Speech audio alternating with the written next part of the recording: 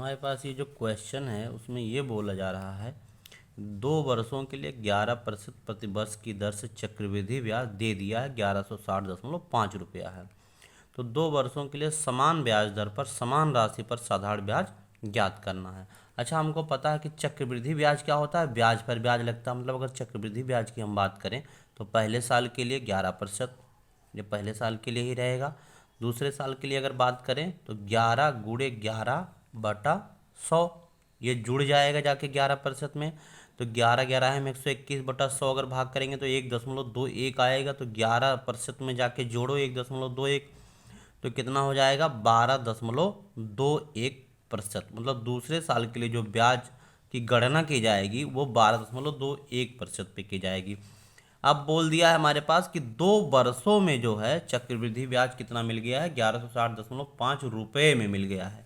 तो प्रतिशत में अगर हम बात करें तो इन दोनों को जोड़ लीजिए, मतलब 23.21% की वैल्यू हमारे पास क्या दे रखा है, 1160.5। 23.21% की वैल्यू दे दिया है 1160.5 रुपया।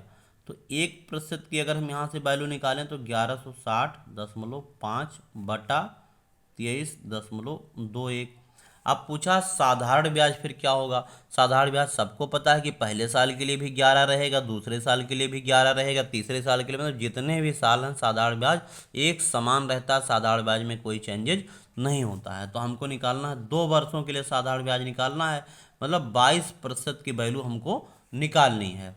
तो यहाँ से 22% की वैल्यू निकालिए तो 22% क्या हो जाएगा, 1160.5/23.21 तो नीचे रहेगा ही रहेगा, क्योंकि 1% की वैल्यू हमारे पास इतनी आई थी और गुणे 22 ये आएगा। अब ये कैलकुलेशन हमको करना है। बहुत सारे बच्चे यहाँ आके फंस जाते हैं कि कैलकुलेशन कैसे करें।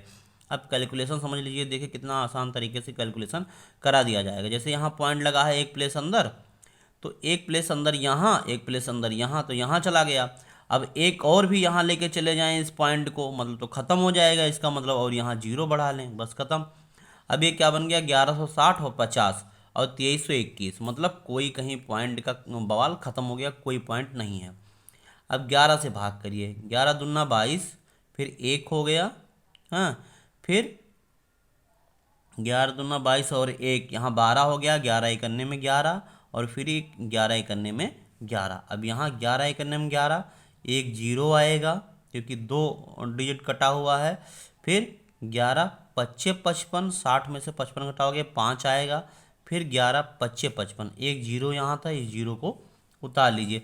अब यहाँ देखिए 211 लिखा है, यहाँ 1055 लिखा हुआ, तो 211 पंचे पूरा कट जाएगा, 211 पंचे और एक 0 चूँकि यहाँ पे था, ये वाला 0 यहाँ लिख लीजिए, तो 50 हो गया। अब 22, हाँ, 22 पंचे 110 होता है, 110 हुआ और एक 0 इसकी वजह से, तो 1100 रुपये अगर हम साधारण ब्याज पे कैलकुलेशन करेंगे उसी राशि पर, समान राशि पर, जब ऐसा क्वेश्चन बोलेगा समान राशि पर तभी ये इस तरीके के सॉल्व होगा, नहीं तो नहीं सॉल्व होगा।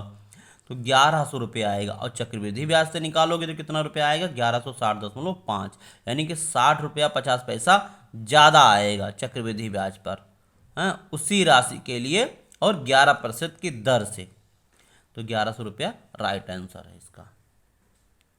ऐसा क्वेश्चन अक्सर एग्जाम में पूछ ही लिया जाता है।